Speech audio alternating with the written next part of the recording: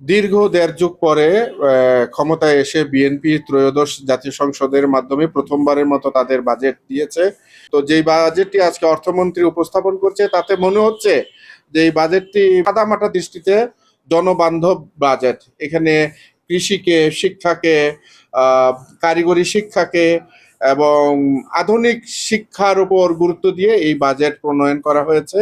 বাজেটের যে একটি বিশাল অঙ্কের বাজেট, আর বাজেটের ইতিবাচক অনেক দিক আছে। বিশেষ করে চিকিৎসা খাতকে অনেক গুরুত্ব দেওয়া হয়েছে। বিশেষ করে যাদের হার্টে রিং পরানো হয়, এই রিং এর মূল্যটি অনেক কমিয়ে দিয়েছে, যে চিকিৎসা নিতে জনগণের সুবিধা হবে।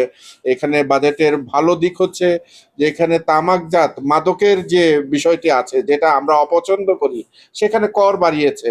এই কর বাড়ানোর ফলে যদি মাদক কিছুটা হলেও নিয়ন্ত্রিত হয়, সেটি ভালো দিক। আবার এখানে করের উপর যথেষ্ট গুরুত্ব দেওয়া হয়েছে, বিনের উপর গুরুত্ব দেওয়া হয়েছে, কর বাধ্যতামূলক করা হয়েছে। প্রত্যেকটি জায়গা ব্যাংক অ্যাকাউন্টের সাথে করকে নজরদারি করার জন্য বিষয়টি বলা হয়েছে।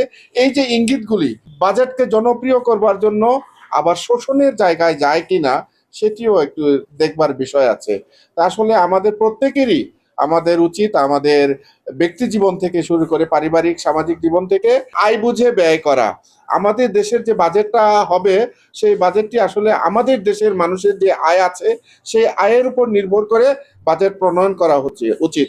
একটি উচ্চাভিলাষী বাজেট কিংবা জনপ্রিয় হওয়ার জন্য বাজেট দিতে যেয়ে যদি সেই বাজেটকে মোকাবেলা করতে আবার জনগণের উপর যদি চাপ প্রয়োগ করা হয়, তাহলে জনপ্রিয় বাজেটটি আসলে জননিন্দিত বাজেট হয়ে যাবে। তো আপাত দৃষ্টিতে যে যেই বিষয়গুলোর দিকে ইঙ্গিত করা হয়েছে, মনে হয়েছে এটি কৃষি বান্ধব বাজেট, এটি শিক্ষা বান্ধব বাজেট, এটি জনবান্ধব বাজেট এবং বিশেষ করে এখানে কারিগরি যে শিক্ষার উপর, আধুনিক শিক্ষার উপর যে ইঙ্গিতটি দেওয়া হয়েছে বাজেটে, এটি অবশ্যই ভালো দিক। তো আমি বাজেটকে আপাতত দৃষ্টিতে অভিনন্দন জানাই, এবং এটির যদি ধারাবাহিকতা থাকে, জনগণের উপর যদি কর শাসন না করে বাজেট মোকাবেলা করতে পারে, তাহলে অবশ্যই ত্রয়োদশ জাতীয় সংসদের প্রথম বাজেটকে আমরা অভিনন্দন জানাই।